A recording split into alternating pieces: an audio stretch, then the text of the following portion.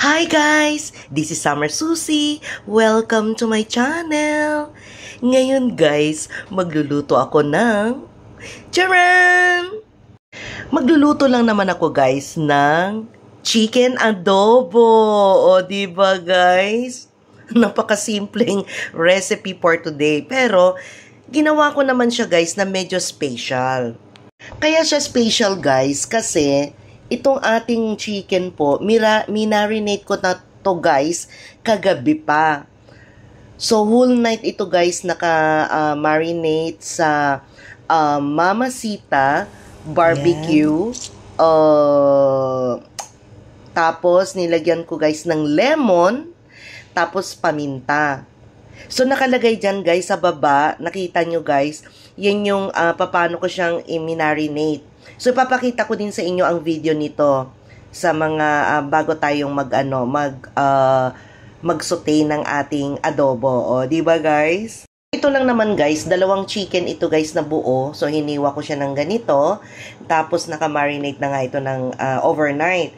Tapos kailangan lang natin guys itong ating ginger, tapos garlic, onion, tapos sili.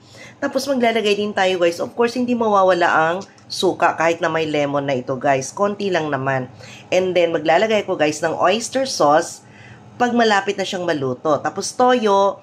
Tapos maglalagay pa rin ako ng paminta, pampabango, konting MSG. Tapos guys, instead na oil, ito na lang gagamitin ko guys kasi konti na lang naman nito, itong butter na Flora. Kahit anong butter guys, pwede kayong gumamit or di kaya oil na lang kung wala namang butter, o di ba? So start na tayo guys, magluto.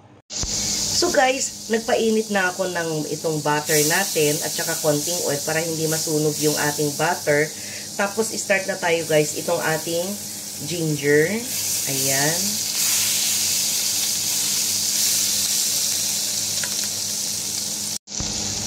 Tapos guys, itong ating garlic.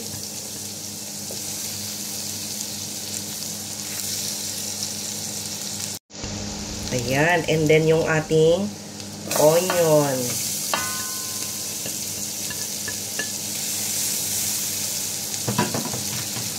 So, hintayin lang natin guys na mag-translucent yung ating onion. Tapos guys, ilagay na natin yung ating chicken. Ayan. So, hindi ko muna guys ilalagay yung ating sauce.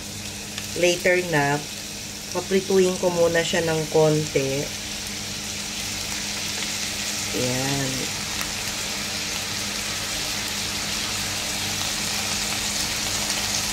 So, ito guys, later na natin ilalagay.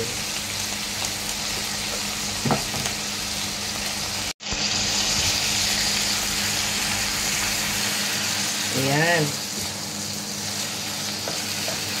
Prito-prituhin muna natin guys ng pakonti.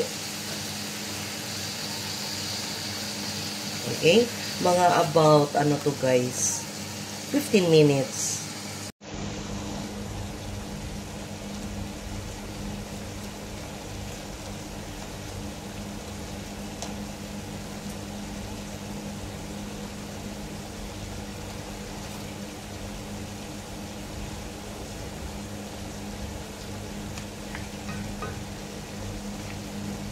So guys, check natin. Ayan.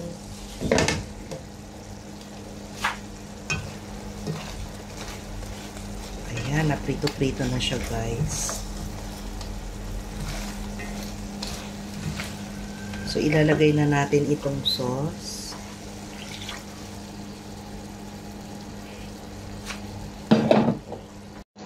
And then suka, tansya-tansya lang. And then toyo. Then paminta. Konting MSG. And yung sili. Ayan. Then halo-halo na natin guys.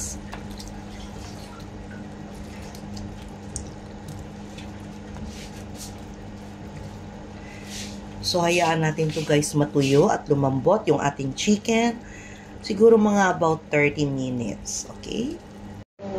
Guys, check natin. Dagdagan natin guys ng tubig kasi matigas pa yung ating chicken. Yan. Takpan ulit. So guys, matigas pa siya. Pakuluan ulit natin ng tubig. So another 1 cup. Ayan. Tapos, 15 minutes more. Okay guys, let us check. Kung malambot na yung ating chicken. Ayan.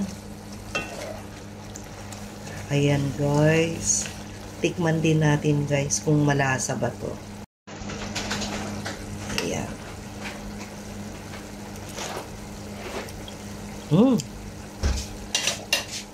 Sarap. Dagdagan ko guys ng 1 kutsarang suka kasi parang kulang yung asin. Yan, 2 kutsara.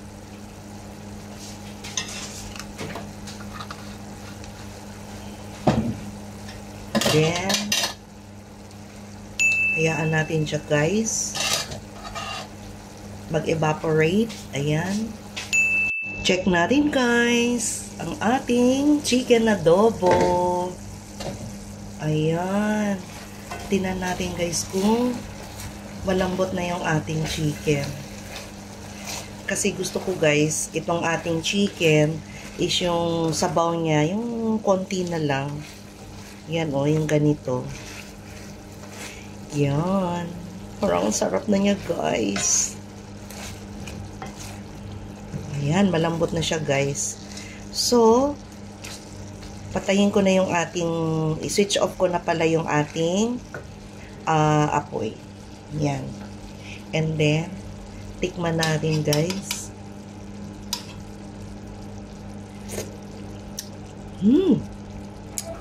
Manamis-namis, maasim, na maalat. Oh my God, it's perfect. So guys, ito na yung ating chicken adobo.